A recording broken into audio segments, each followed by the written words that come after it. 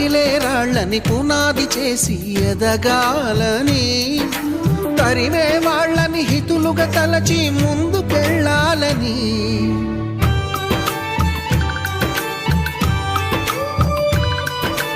కన్నుల నీటిని కలల సాగుకై వాడుకోవాలని, కాల్చే నిప్పుని ప్రమిదగా మలచి కాంతి పంచాలని, గుండెతో ధైర్యం చెప్పెను, చూపుతో మార్గం చెప్పెను, అడుగుతో గమ్యం చెప్పెను. నేనున్నానని